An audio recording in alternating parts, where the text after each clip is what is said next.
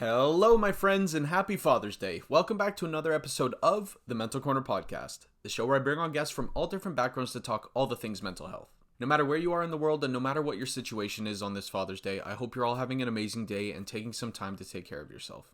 Just remember that you have a huge support system. We're all cheering for you. We love you. And whatever you're going through, we can get through it. So for this episode of the show, I am joined by Chelsea Pegues. Chelsea is the host of the Stiicky podcast, which is a podcast that explores addiction and how it affects those afflicted as well as their loved ones. This episode is beautiful, inspiring, and heavy. Very heavy. So if you find yourself getting triggered by anything in this episode, please log out, go for a walk, do what you need to do. This is the first time I've cried in a long time. Yep. So strap in your boots. You're in for a wild ride. Chelsea is just such a lovely person. And I really want to thank her again for coming on and sharing her story because, it's uncomfortable. It's heavy, but we need to talk about this stuff. This super important stuff to talk about. So thank you, Chelsea, for coming on. Now, before we get into the episode today, guys, you know the drill. If you're listening, please like, comment, share, subscribe, give 5 stars if you're on that podcast platform. Share with someone who might want to hear this episode. It's a really great one, and I can't wait for you to listen. I'll talk to y'all very soon. Have a great rest of your day. Peace.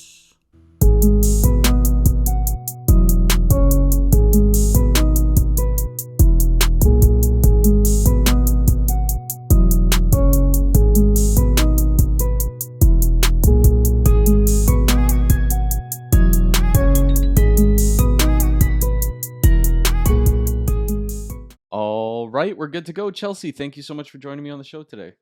Hey, how are you? I'm good. It's so good to see you, Harry. It's good to see you too. This is a long time coming. I remember we mentioned this when I came on your show about, you said a year ago, I think. I'm bad with time. I'm definitely lying to you. I remember it was cold. That's all I remember. Yeah, well, you live in Canada, so. Yeah, so it's like, that could be any of the 9 months of the year. Like a day that ends with Y. Yeah, there's 3 months where it couldn't have been. That's it. But no, I'm very excited that you're here. And I guess my first question for you is like, what got you inspired to start the Stiicky podcast? Where'd that come from? Well, Stiicky comes from my dad, who was a professional drummer, and during his lifetime, he used the name Stiicky as kind of like a stage name. So there's 2 eyes in Stiicky to represent the drumsticks, obviously. He was so clever. And he was my best friend. I mean, the best dad, sincerely. He was so funny and charismatic and warm. But unfortunately, he also suffered with alcohol abuse disorder. And he passed away unexpectedly in December 2020. And grief is really what got me to starting the podcast. When my dad died, it hit me that I really didn't know anything about addiction. And it pained me to know that I wasn't the only child out there who suffered this way, losing a parent to an addiction and also at the same time not knowing what to do or how to support their loved one and feeling really guilty about that. So I started bouncing around ideas and started doing some research and collecting people to talk to, and the Stiicky podcast was born. And a year later, I've spoken to people all over the world and learned so much more than I ever could. A lot of my views on addiction have changed. And I've met some amazing people, such as yourself. So it's been a good journey. No, I love that. That's amazing. Like, thank you for sharing. And thank you for your platform because, I mean, again, I think I thank you a lot. And I think we talk all the time. But it is so important because, like you mentioned, you said you didn't really have that great of an insight on addiction, but Right. That's not just you. Like the masses in the world don't know much about addiction. Yeah. We kind of have our understanding through movies and through, these like horror stories and everything, and then based on that, people who experience it don't want to open up about it because they're like, oh shit, well, they're gonna think I'm like that dude in that movie on the corner, like shaking. It's not like that all the time. Yeah. And it's so funny that you say that because I always think when the pandemic first hit, my family and I were looking for things to do. And for some reason, we found ourselves down in New York City one day of all places. And we were having lunch at like one of the sidewalk restaurants. that were so popular at the start of the pandemic. And I'll never forget seeing this guy. He was a homeless man, and he was sitting on the sidewalk behind us charging his phone, because in the city they have like these like phone charging kiosks, I guess, Hmm. every couple of blocks. Um, so he was sitting on the ground and he was charging his phone, and he didn't look well, like he was clearly soiled, and he just looked kind of out of sorts. But there was something about him that told me that this was not how he had lived his entire life.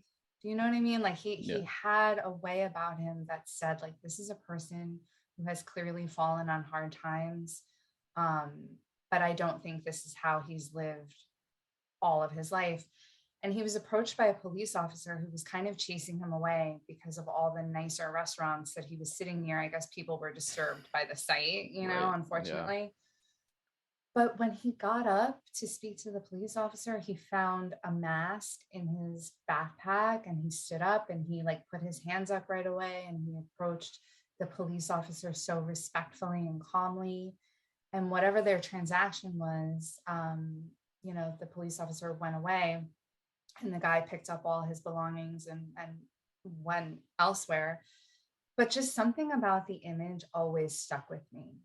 And that's how I've started to think of addiction. We can't lead with judgment, or we're doing ourselves a grave disservice, because I think all of us, especially now in the wake of the pandemic, we're all teetering on the brink of that line of, living a quote unquote normal sheltered life and not. Right. Yeah. I mean, that's you nailed it because I was talking to someone and I don't know if the episode ever I don't think I ever released the episode, but it was this woman who had experienced homelessness. Oh wow. And she had started as like a graduate from a university and then kind of fell on hard times, and all of a sudden it switched, and then as she was in that she was like, wait, what the hell, how'd this happen? And I Mm, think people forget that is that like I've seen none of my friends, thankfully, thank God, but when I'm walking in the streets of Toronto, homelessness is of course a thing, and you just see people treat them so poorly, yeah. and it's like they're looking down on them, they're like mocking them, they're making fun of them, and you forget that one, obviously they're people, Yeah. like they're also human beings, and two, anyone could experience that. Like there is such a fine line that you forget about. Yeah, and it's the same thing with addiction. Anyone can experience addiction, and you never know when it will find you, how it will find you. I don't know, and it's sad to say, I will never know now.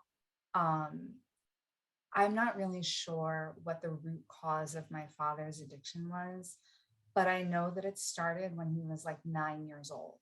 Mm, That's the first time that he ever had a sip of someone else, an adult leaves a drink on a table during a cocktail party or whatever the case.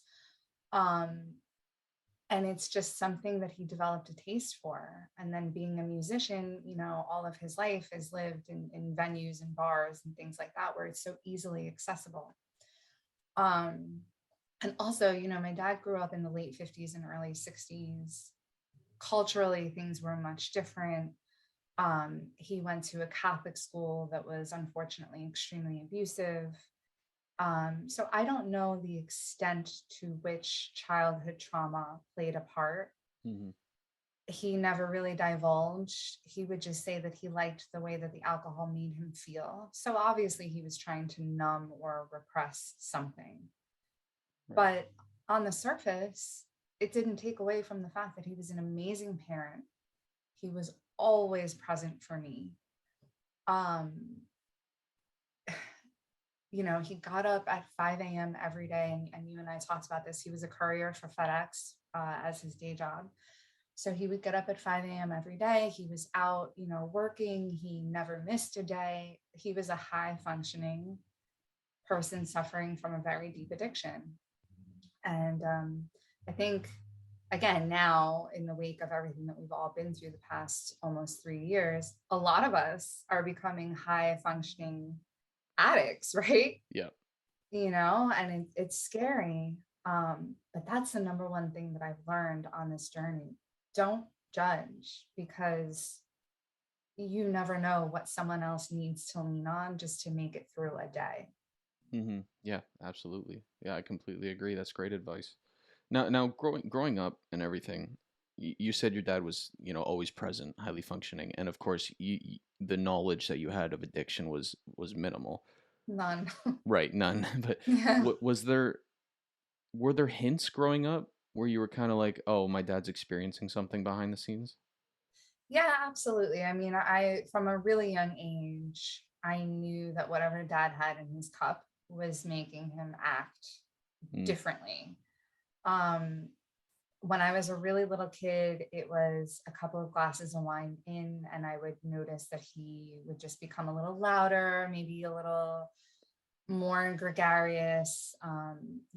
He actually gained a little bit of confidence and would feel, I guess, like he was being the life of the party. mm, Um, but it's something that my parents always argued about. My mom just saw a horrible pattern developing, and he was never physically abusive, but they would just fight all the time because my mom could also see the changes in his personality, and she just didn't like what it was doing to him. It just made him obnoxious and harder to be around after a while. And my parents started fighting when I was a really little kid. I remember we moved into the house that I grew up in when I was 8 years old. And our first Christmas Eve in the house, I don't know what happened, but they got into such a fight that ended with my mom like wielding a knife and yelling at him to get out of the house. And my dad was like hysterical, and it was a disaster. And I remember just sitting in the middle of the kitchen floor just begging them, like, please get divorced, like I can't take it anymore. Whatever the situation is that's causing all of this, it has to stop. You guys need to either figure it out or just get a divorce. I literally just couldn't handle the yelling and the fighting anymore. um but my dad would always say, I don't want to be a part-time parent. I don't want to only see you on the weekends. Um, so it's sad because knowing what I know now, um, if my mom had known how to say to him, like, look, if you don't want to go to AA because you have a problem with this spirituality of it, or if you'd rather not try therapy, like we have to do something. There are methods of harm reduction to try. There's medically assisted treatments that can be attempted with the help of a doctor. There's so many options that honestly, even if he never officially quit drinking for the rest of his life, if he had just felt better supported, I don't know which way it would have gone, Harry. you mm. know and maybe their marriage could have been saved. I have no idea. But yeah, there was turmoil a lot growing up from a really early age, for sure. And you said that fight with your mom wielding the knife and you begging them to get divorced. Was that when you first moved into that house? Like you were 8? Yeah, yeah, yeah. That's a It was lot. it was a lot, for sure. And I joke all the time with people because I have a horrible memory. It's like I know a lot of people say that they can't remember, things from childhood or whatever. For me, I feel something in, like, deep within that tells me that there was just so much turmoil that I literally think I've just blocked everything out. Mm, Because again, in the absence of physicality, that doesn't mean that there's still not trauma. right. Like listening to the yelling, and I'm an only child. So as a Mm, minor child in this house, like I literally have nowhere to man. go. Right. So thank God. I mean, I'm a little older than you are. So back in my day, we used to spend a lot of time outside, so I would escape to the backyard, or I would be over at friends' houses, and I would just kind of get away from it that way. But I wish I could remember exactly the pivotal moment that like made her pick up the knife and be like, you have to get out of the house. But yeah, I guess that's what the trauma does. It just forces you to kind of move forward and block things out. That's the thing, right? Like when I was doing my own inner work and I was going to a therapist and everything, we would bring up stuff and then something would cover a memory that I had Mm, deep within, and I'm like, oh, I don't. Did that actually happen? Like, I don't remember that yeah. happening. And then it's like, oh, that's the reason I do this. Oh, it's weird how that the brain like tries to protect you in the sense where it's like, oh, you don't need to remember that. You're okay. Like we don't have to go back there. Yeah. Yeah, your inner child, right? You have to Hmm. work on the inner child first. Isn't that scary though when you think of something and you're like, "Oh my God, I've been carrying that around all this time and I had no idea." Yep. Yep. It's frightening for sure. But that's these moments are so strange to me and I talk about that all the time. Anybody that listens to the show knows that my favorite word is duality. Hmm. Um because that's exactly what it is, right? My dad and like I was born and my dad and I just latched on to each other. Um, he just always took the time to forge a really special connection with me through music, through art, through books. We spent so much time in nature together, and that's why I'm always outside. Um, he was really intelligent and really well-rounded and very funny.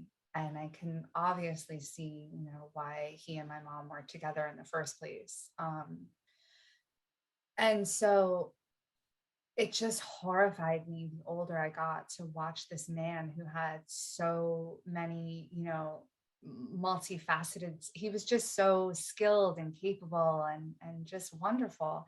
Why are you doing this to yourself? Would always be my question. Mm. You know, he was an amazing drummer, um, really well recognized in our area. Like why would you degrade yourself this way? It was always my question.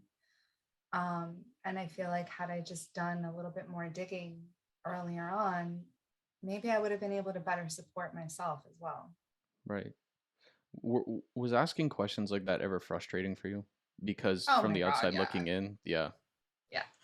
Anybody who's dealt with someone that they love suffering from addiction, uh, who obviously doesn't know too much about it going in, will say that you really just want to beat the shit out of the person sometimes. Mm. Like you really just want to grab them by the shoulders and be like, what are you like? Why are you doing this? Why? And then it becomes, why don't you care about me enough to stop? Right. Why don't you see what you're doing to me? Why don't you see what you're doing to the family? Why are you doing this to us? When honestly, I mean, Harry, because you've suffered with depression, and you and I think both have suffered with some anger issues. Yep. We're not trying to hurt the people that we love. Like that's not the goal. And honestly, it has nothing to do with the people that we love. We're struggling with an internal battle that we can't get a grip on. And it's the same thing in my experience with addiction. There's some underlying depression or some underlying experience that we are trying to numb and escape from. And that's what I've come to find. Not all, but with the majority of people I've spoken to, a lot of the addiction starts at a surprisingly young age. Hmm. Yeah. I mean that's the thing with all the situations that you mentioned. Like if you're trying to numb the pain or you're reacting in a way and people don't understand, it's almost like that person. I mean, I can only speak from experience, but when I had anger problems or I would react in a certain way or I would just kind of shut the world off and just kind of be by myself and people kept asking why, you forget that what you're doing is going to impact other people. You're just trying to get out of your own head. Like Yeah. it gets to a point where you're like, I really don't care what I do as long as I get out of my head because then I can be there for other people. But then you forget that the thing you're doing to help yourself and other people impacts other people. Yeah. Yeah, for sure. And it's interesting that you say that because after I lost my dad, I had no I shouldn't say no, but I had less of an escape, I guess, if that makes any sense. Cause like I said, he was my best friend. I mean, my husband and I are obviously very close, but when something happened or I needed advice or whatever, I would always reach out to my dad. And in his absence, I'm suddenly looking around like, holy, like, what do I do? What do I do about anything? you Mm-hmm. know? Um, and so I started really looking at myself and I started realizing, like, holy shit, I'm really depressed. And I was before I lost him. What is that about? Like, maybe I should start working on this and addressing my own issues so that by the time my son is a teenager, he doesn't feel like I'm putting my burdens on him. As a Right. parent, I don't have the luxury of sitting around and wallowing in myself. I have to fix it. I have to do the work now so that I can be present and supportive and raise this kid with the love that he deserves, and also be a good spouse. um, so yeah, losing him forced me to look at my own internal struggles as well, start doing the work to address those. And then also, surprisingly, I realized, like, hey, maybe my relationship with alcohol isn't so healthy. Mm. Like, I would always say, well, I'm not the addict in my life. My dad is, but then after a while, I started realizing, like, you might need to chill out as well, Right. Yeah. because Yeah. yeah, it's not adding anything to my personality. It's not adding anything to my life. So really, why is it here? Yeah. It's almost like uh, that phrase where it's like, well, if I'm doing better than them, then I'm fine. Yeah. Like you were looking at your father and being like, well, I'm not the addict in my family, so I'm okay. But then, like, that's not a great way to look at it. No, I'll tell you, the last summer that he was alive, a couple of months before he passed away, we were hanging out at my mom's house. My parents did eventually get divorced. Hmm. And oddly enough, they became best friends. They, Interesting. yes, it was interesting. It was funny, and it was really a relief for all of us who love them both, because it made life so much easier. Um, but they ended up living around the corner from each other. My mom stayed in our house, and my dad found an apartment very close by. We were hanging out at my mom's house one day, and my dad was just wasted, inebriated. I don't know how early he had started, but he was really taking advantage of the beautiful summer day. And he went to leave, and he always parked in the same spot on the side of the garage, but it was a little tricky to pull out of. And he ended up backing over this rock wall that's a part of a garden that my mom has on the side of the garage. Mhm. And it was just like devastating to watch. First of all, I was trying to have him not get in the car in the first place. So that was argument number one. And then when he backed over this wall, it's like looking at your hero and just watching them fall apart in front of you. My heart was like crumbling. It was the most devastating thing to watch. And he couldn't see what he was doing to himself still. He was angry at me for trying to stop him. He was angry at me for now the car being damaged. He was just, it was a mess. A tow truck came and had to pull the car off the wall, and it was just really such a horrific afternoon. We ended up getting him back inside. He did not try to get back behind the wheel of anything, and he slept it off at my mom's house. But those were the instances where I was like, this is not my dad. This is not the person that I know and love. And this is what the addiction is doing to him. Um, he was also hospitalized several times. He had had a small stroke. Um, and it's funny because you and I were talking earlier about JT Wahlberg. I didn't know until speaking to JT and reading his book early on in my podcasting experience that you can die from withdrawing from alcohol Hmm. without medical assistance. Um, and so that's exactly what my dad had been trying to do at one point. And he started hallucinating and got really, really sick. We rushed into the hospital, and he lost his speech for a couple of weeks. He had had a really minor stroke. Wow. Yeah, it was crazy. The journey that I went on with him toward the end was ferocious and horrific, and a big motivation, because I hate to think that there are, like I said earlier, other children, other loved ones in the world who experience this type of devastation and feel like they have nowhere to turn. Right. Yeah, absolutely. Now, did you see him after that summer?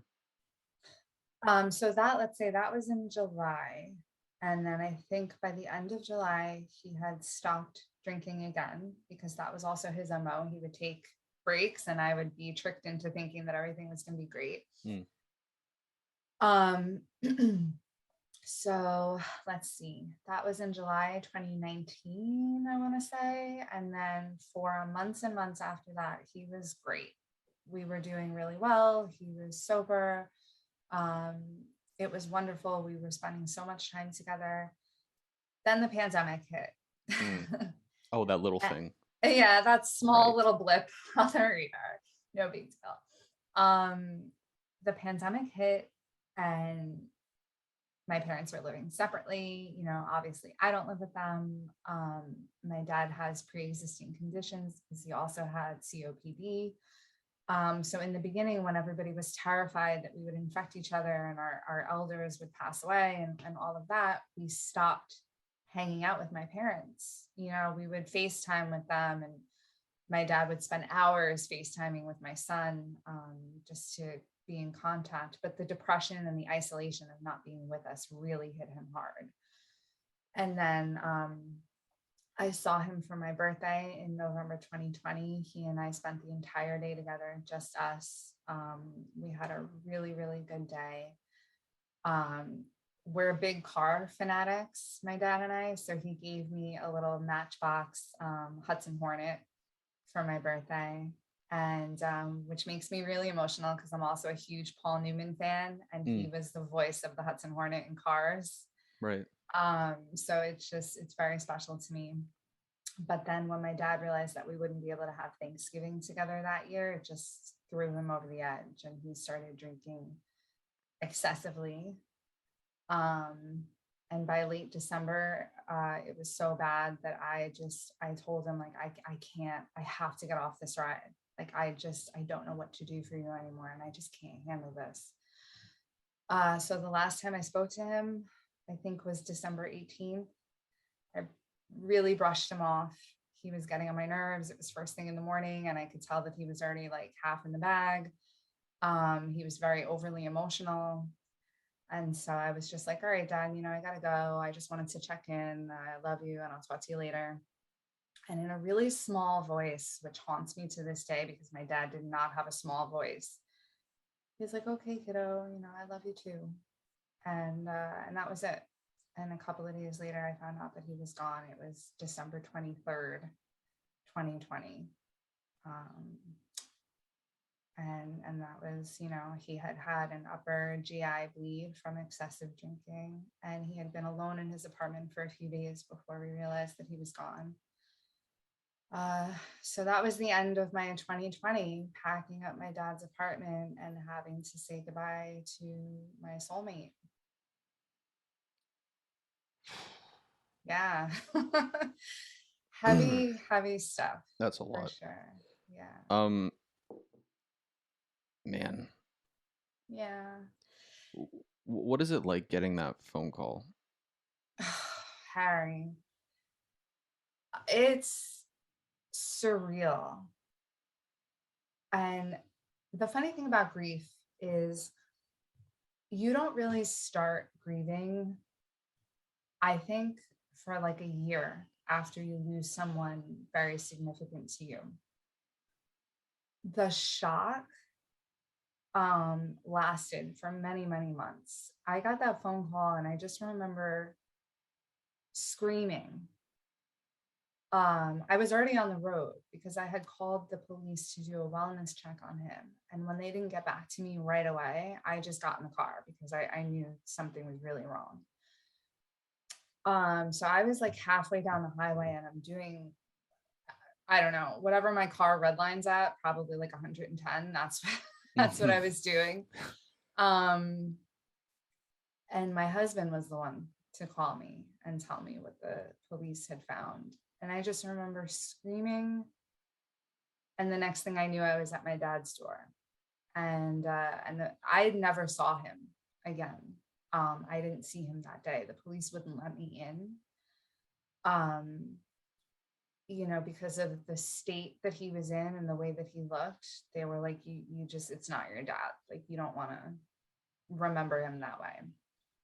Um, so it's a blur. I know that I was just devastated, like this is my dad. Like, what do I do? Mm-hmm. And then I just flew into action. It was just, okay, they took him away. We locked the door. I took his most valuable things. I don't even know why. They handed me a pile, like, with his wallet and his glasses, and keys and cell phone. And I was like, okay, like, sure. And then the next day I had to start packing the apartment. And again, I'm an only child. Um, to boot, shortly before he passed away, we started realizing that my mom was in early dementia. Mm. Like, she just, it's like talking to Dory, like she circles the fishbowl and like doesn't remember anything. So she was kind of useless. Sorry, Mom, but she was she was kind of useless when it came to packing up the apartment, because she was just so devastated. Like, they weren't married anymore, but they were best friends and they had spent a life together. So it was just action, packing things up and deciding what to do with most of it, and what to keep. And then I opened a cabinet that I thought was full of CDs. And God bless my dad. I can't thank him enough. And one day in 100 years, when I see him again, it'll be one of the first things I tell him, like, I'm so thankful for you. I opened this cabinet and my dad had cataloged, like, every piece of important paperwork in date order and written on it, like, exactly what was what. And everything was so meticulous. Mm.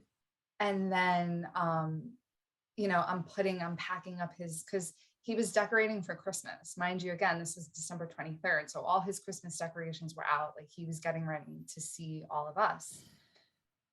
Flipping over Christmas decorations, and there's pieces of Scotch tape on the bottom that say, like, when the last time he changed the batteries were. I was like, look at this dude. Like, how are you such a mess and yet you're so not a mess? Like, it was so frustrating. Lifting up his mattress and finding all of our Christmas presents under the mattress, things for my son and cards for Mike and I. Oh man, it just puts you in a space of, okay, I have to get this done. I have to move past this part, and then I can grieve. And then it's like, oh no, wait, then I have to settle his estate, and then I can grieve. And then it's, well, the estate is settled, but I still have A, B, and C to do. And then I can, and you're always thinking of the moment when you can finally sit down and breathe, and it never comes. It still hasn't come. I'm still waiting for the day where I'm like at peace. It still hasn't hit me yet. When did you, because that moment hasn't come yet, but when did you start to actually take it in, register, and grieve? I don't want to say grieve because you just said that the proper grieving hasn't started, but like, when did it first start to really sink in? You know what's so funny? Again, it hasn't really yet, but I'll tell you this. I recently went back to working in my office, and I work about 35 minutes away from my home. And I would always call my dad on the way home from work when I was in the office, and we would chat until I made it to pick up my son. And the first time I got in the car to go home from the office in 2 years, and I realized that I couldn't pick up the phone and chat with him, that's when I was like, oh shit, like, I'll never be able to do that again. And so I just, I cry all the time. Like, I literally cry like at least 3 times a day. I feel that. Yeah. But it just felt so hollow. And I think in the past couple of weeks, I really started noticing like, oh, it feels like your arm is missing, Mm, like, well, how do I navigate now that I don't have my right hand? Like how do I make life happen with my left? Um, and it's funny that I'm talking to you the day before Father's Day, because I've really been reflecting on Father's Day. And of course I have my husband to celebrate, but he's not my dad, right. you know. So I've just been thinking of, you know, riding a bike with him for the first time, uh, having him teach me how to throw a football. I've been reflecting on the first time we went to a car show together, and he was so proud of me when, I mean, I grew up going to car shows with him, but when people actually started taking their time to talk to me, these big burly men who know everything about muscle cars, realizing that, hey, I do too, and actually wanting to talk to me, and the pride on his face, Mm, um, this guy asked me, well, hey, you want to know a fun fact about it? He had a beautiful, beautiful hunter green and gold 53 Cadillac. And he was like, oh, there's a little known trick about the gas tank on this thing. And I'm like, oh no, yeah, you have to flip down the back tail light. And the guy aha. was like, oh my God, like how does this little lady know that? Like little things like that would just always make my dad like chuckle from his belly and like just be so proud. When I hear Frank Zappa randomly, um, or when I listen to Queen, because Queen are one of my favorites, and my dad hated that I loved them so much. Those are the things that make me realize how good of a dad he was, but also that I have a lot to deal with that I still haven't gone through yet. Hmm. Were you ever angry at yourself? I'm angry at myself every day. Every day. I'm so angry. And people tell me all the time, you don't know what you don't know, and you have to be graceful with yourself, and you have to be kind to yourself, because that's just, something. And I hate to be hypocritical, because I tell people that all the time too, like, be nice to yourself, and take good care of yourself, and understand that nobody knows everything, and education is a process. And I mean that when it applies to other people, but we're so hard on ourselves, right? Mm, So yeah, I'm pissed off every day. I'm pissed off every day that I don't have a DeLorean to take myself back in time and say to this wonderful man, like, hey, you're pretty amazing. Like, what can I do to help you? You've been such a great dad to me. How can we support you and give back a little bit of the joy that you've given us? So yeah, I'm angry all the time at that. did you, has there been, like, have you, I know you just said you're angry at yourself all the time, but was there ever a point where you started to forgive yourself? I don't think that's happened yet. No. I don't think that's happened yet. Um, I laugh more often now. Um, I find joy more easily than I did a few months ago. But I don't know if I'll ever forgive myself, Harry. And I should, right? Because I was a child. Like, what the hell did I know? Hmm. Um, and no child should have to learn so much about substance abuse. Um, you expect to be parented. And in a way, when you're dealing with a parent who struggles with addiction, you have to be the parent. Um, and I wasn't prepared for that. So there are so many elements to my story where I'm like, okay, well, I can see how that happened. And, why should I be so hard on myself? But I think when you love someone so hard, that's why. That's why you're so hard on yourself. Why couldn't you save them? Right. Oh, Chelsea, man. Sorry, I'm bumming you out on a No, it's Saturday not that. morning. No, no, no. No, I appreciate this story. Thank God for the light, because I was like tearing up that whole freaking story. I'm Um, glad I made it through without crying. I'm also jealous. Did I see you drinking a juice box?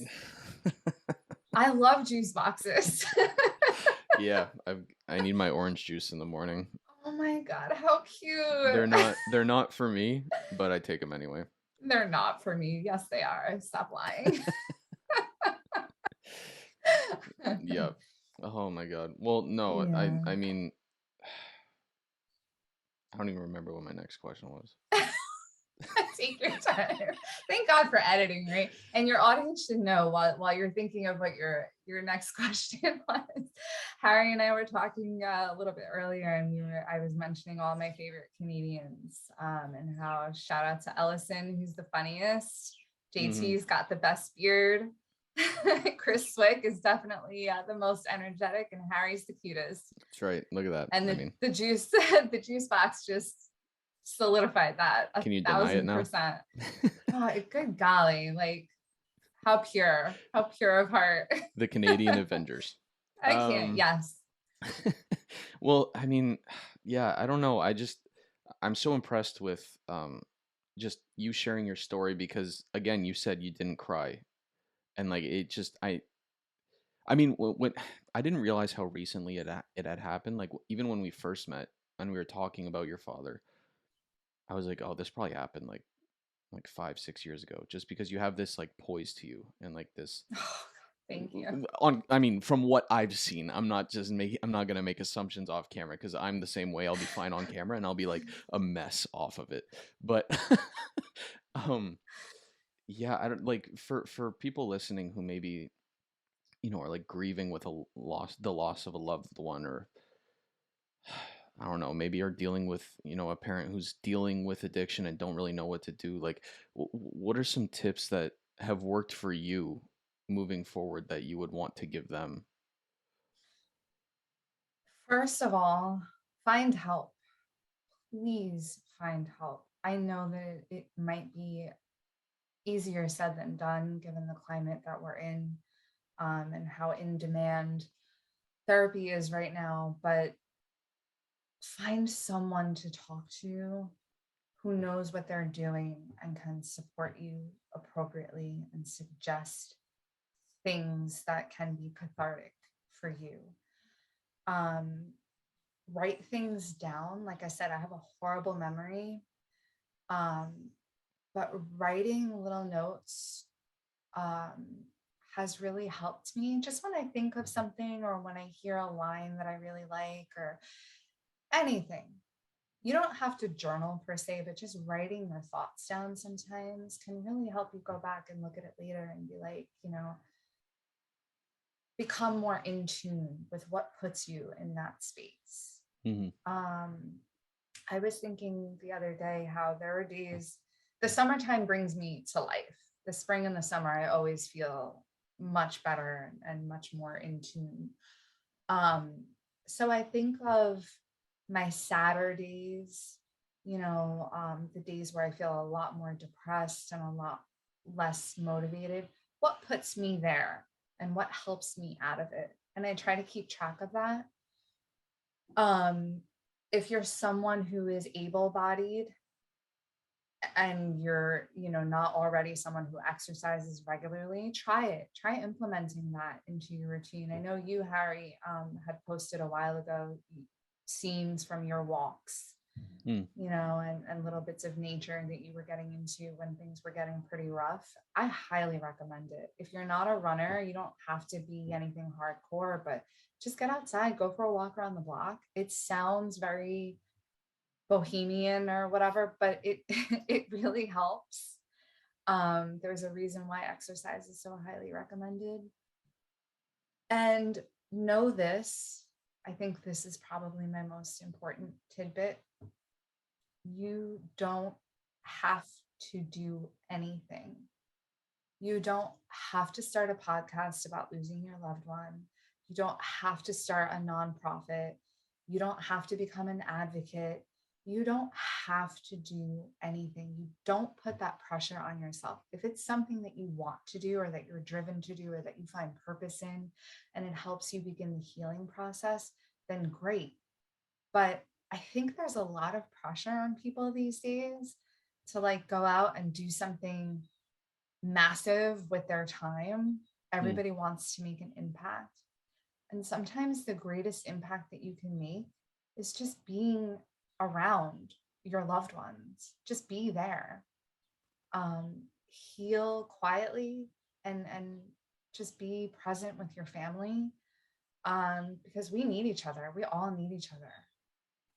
And I think when you put too much pressure on yourself to do something bigger than yourself, it leads to what you were just talking about very recently, which is burnout. mm. Burnout is so real, and I loved that episode that you did. I listened to it twice, because it spoke to me so deeply, um, because I had to force myself to take a break from my own show because I was like, I was falling out of love with it and I needed to figure out why. And it was just because I was tired and I wasn't giving myself a chance to just heal a little bit. So those are just my greatest suggestions. I would never really want to give actual advice Right. because I have no earthly clue what I'm doing day to day, moment to moment. Yeah. I mean, it's definitely a fly by the seat of your pants kind of situation. And like you and I were talking about earlier, just keep faking it till you make it or talk till Mm-hmm. you end up making a point. Yeah. But that's me, man. I'm doing the best that I can and I'm hoping that anything that I say finds its way to someone who needs it. Yeah. Right. Oh, amazing. I guess another one of the questions I had that I never had the chance to ask earlier. You have a son. Yeah. Have you talked to him about that whole situation? Like, I don't know. How old is your son? Sorry. He's 7, he'll be 8 in a couple of weeks. I can't even.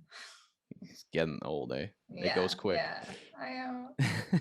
How do you talk about stuff like that with your kid in a child appropriate way? Because that's a theme that's come up on the show a lot. Not about addiction per se, but like mental health challenges and abuse and you know uh hatred out there in the world, because the world is a scary place and it gets nasty, and you want to prepare your kids, but Yeah. they're like, how do you even talk to them about that?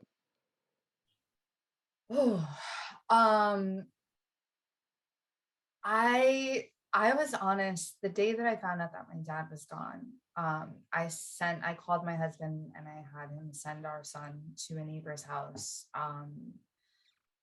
And when we all got home and got settled late that night, um, I told him what had happened. We told him right away and we were honest and we said, Papa isn't coming back and he's gone and it's very sad. And my son fell apart because he Mm, was really, I mean, again, my dad was a magical parent. He was an even better grandparent.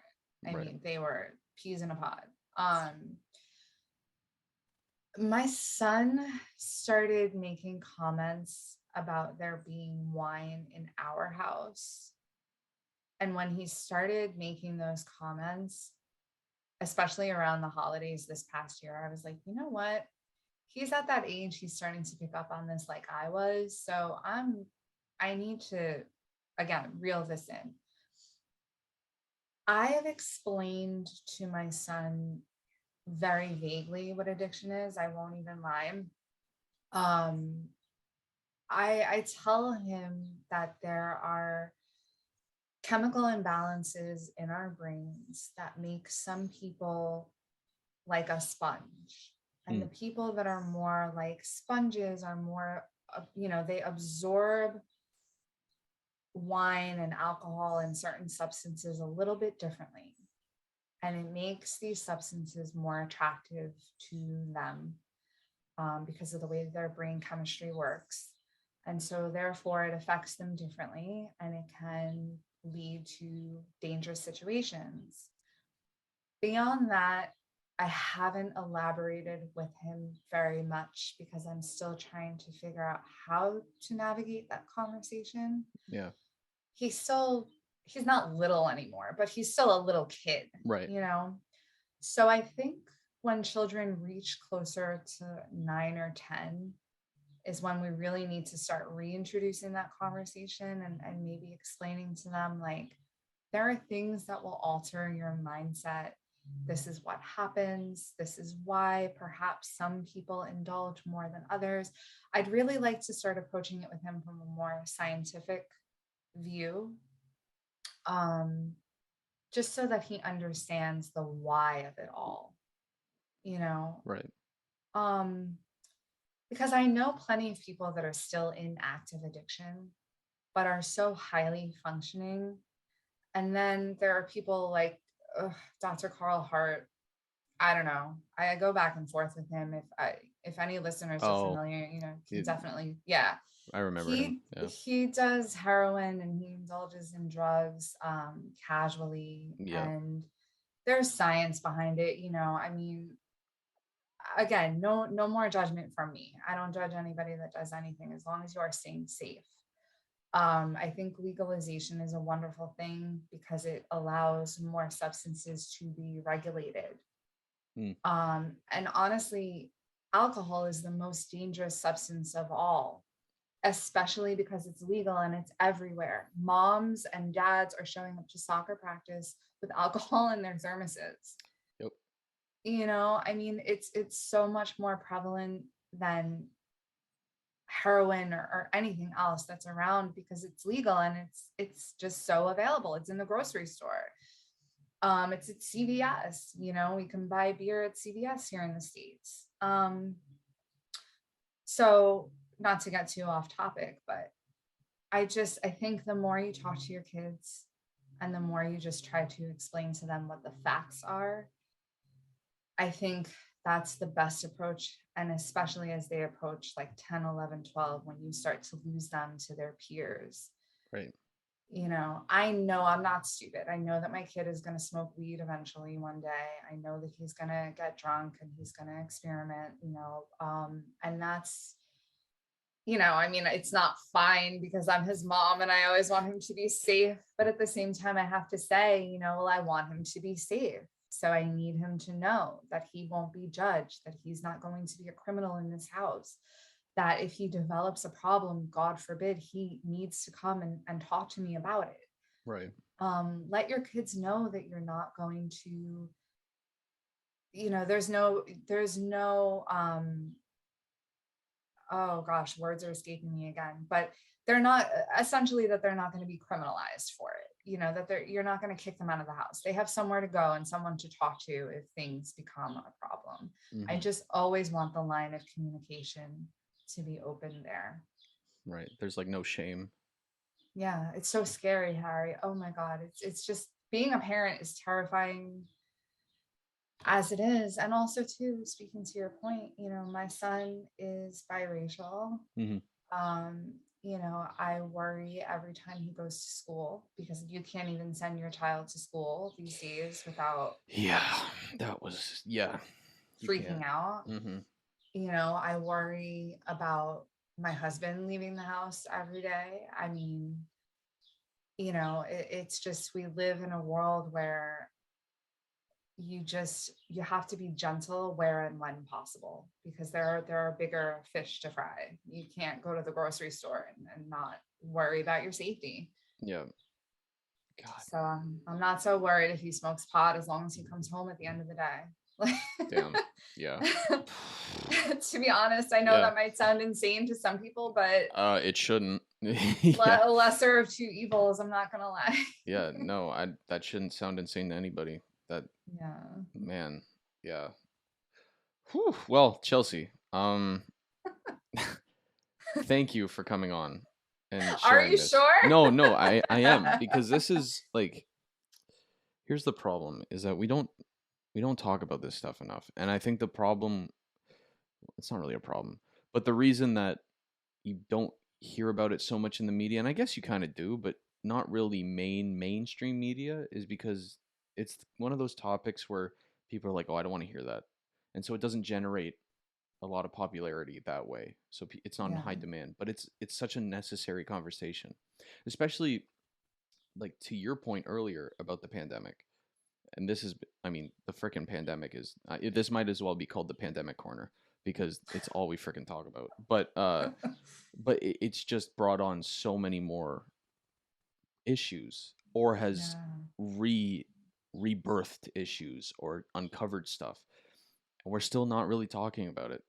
We're kind of just like, oh, well, we don't need masks anymore and we can go everywhere. All right, all our problems are gone then. Nope, that's not how that works. So all these issues that we haven't dealt with for 2 years, we're walking around with them. Like you said before, we're just functional addicts or functional depressed people. And so I really want to thank you for the platform you have, and coming on and sharing this story about your dad, and bringing on all these addiction specialists and everything onto your show to bring light onto this, because you don't hear about it enough, but you frickin' should. Yeah, yeah, for sure. Thank you, Harry. I love talking to you. I was so excited to be a guest. I'm really honored that you asked me because your show is so well produced and well put together. And I admire you. You have wisdom well beyond your years.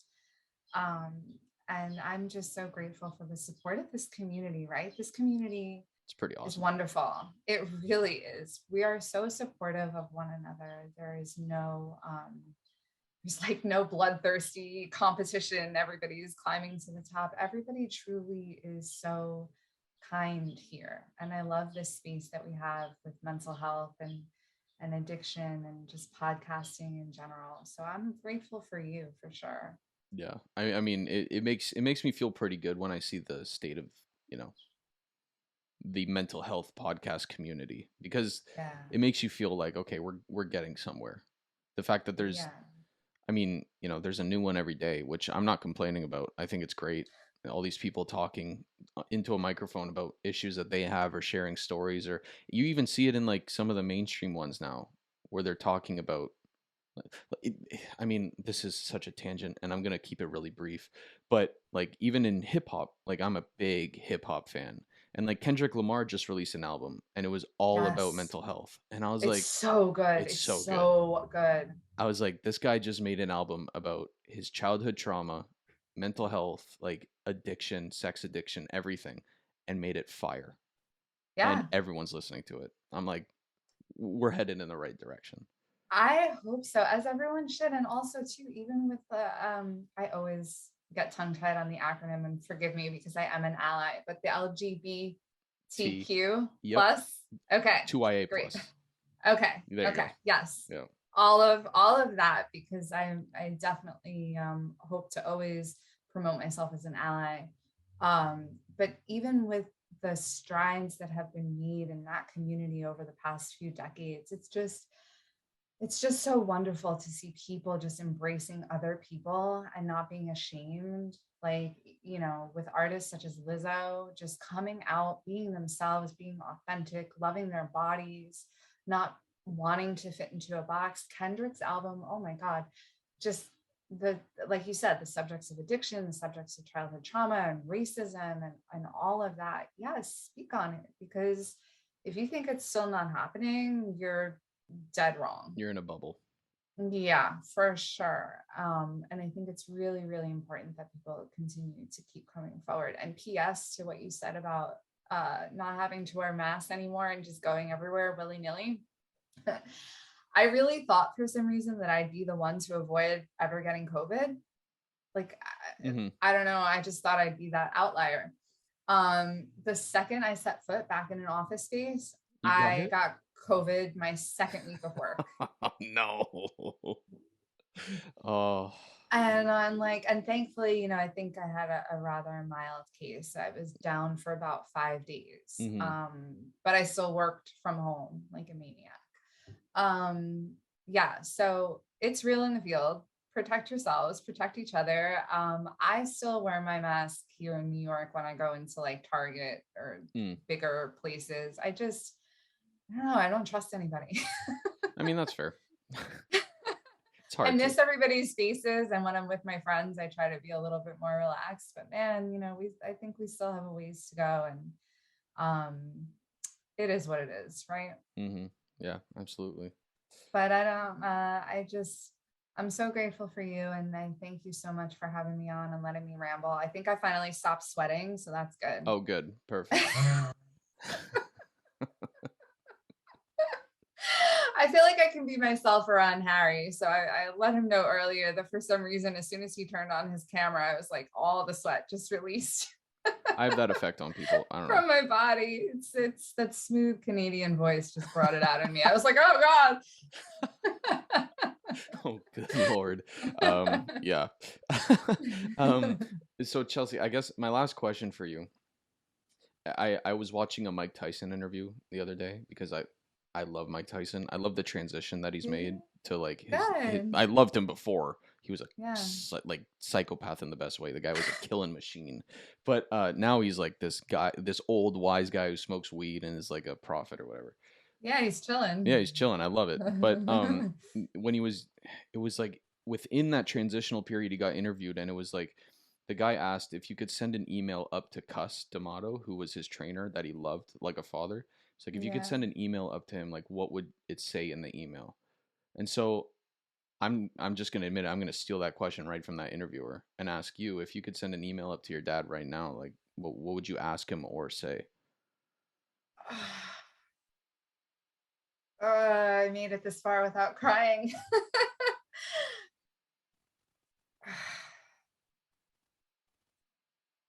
I'm sorry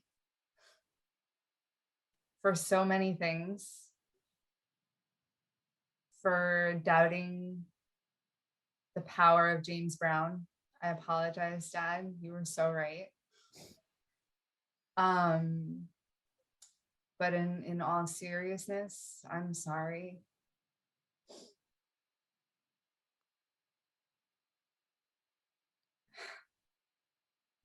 I hope you're proud.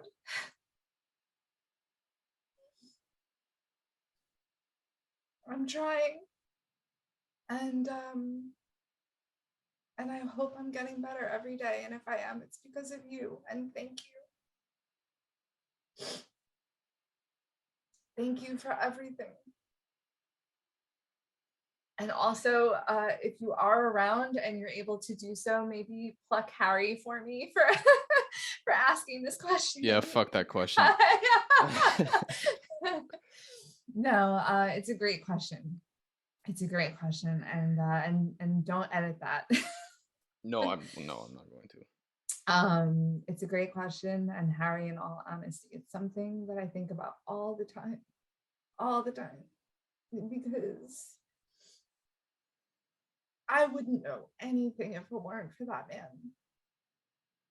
He I love my mom, but my dad gave me so many things to be grateful for.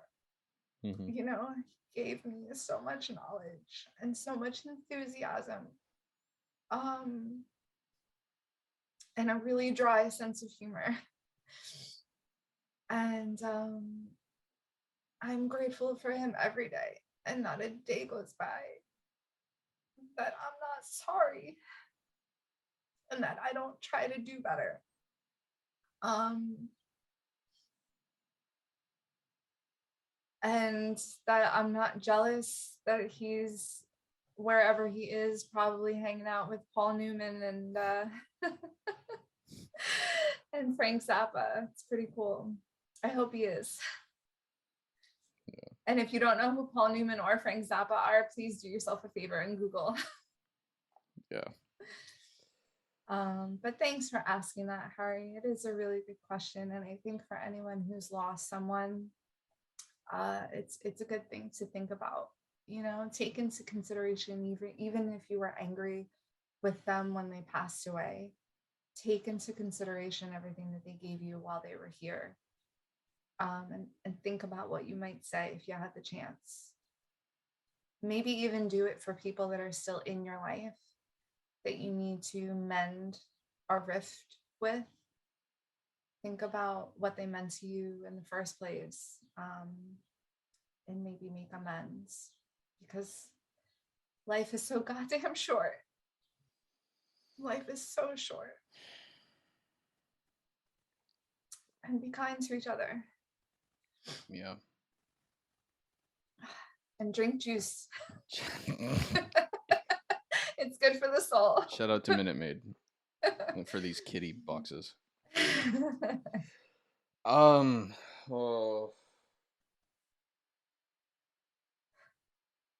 I didn't mean to bum you out. No, you didn't bum me out. I'm not bummed out.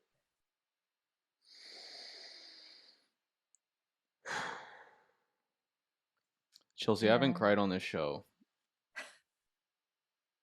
since November, and you just broke me. You've had a good streak. I know. You got to set your thing back to 0 now. The show has had 0 days The without board tears. with the 0. Flip my sign that says today will be awesome. No, Today is awesome, and it's because of people like you. So thanks, Harry. Thank you. You're a good dude, and I appreciate everything that you do. And thanks for asking those questions, because they need to be asked. People, like you just said, people need to talk about the uncomfortable things much more. Right. Yeah. Well, Chelsea, where can my listeners find you? Find everything. If they want to cry. If they want to cry more, where can they find all your stuff? So you can find me. I'm exclusively on Instagram at the moment because honestly, it's all that I can handle. So you can find me on there at the Stiicky Eddie podcast. Remember that there are 2 I's in Stiicky. There are underscores in between each word. You can email me at stiickyeddipodcast@gmail.com. You can visit my website, stiickyeddie.com. And I am proud to announce that I've actually taken on a co-host. So shout out to my buddy Suzanne. She's on Instagram at grieve-grow. The word dash is spelled out. She's an amazing lady from Long Island. She's got a wonderful thick New York accent that I adore. She's also no stranger to grief and addiction. So we've decided to proceed doing the podcast together so that we can really cover a wider range of topics. Right. Oh, that's awesome. Congrats. Yeah. Thank you. The show's growing. Really, really excited. Yeah. Slowly but surely. So yeah. It. Thank you. Well, Chelsea, happy Father's Day. If you need someone to reach out to, I'm a DM away. And that goes for anyone listening, because this will come out tomorrow. Don't hide it. Don't try to suppress it, push it down. Just reach out.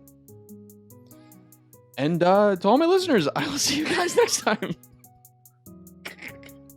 On that really happy note. I love you, Harry. Yeah. You're amazing. Yeah, the love's right back. Sorry, guys. No, don't say sorry. That's not. No. Nothing to be sorry about. Anyway, see you guys next time.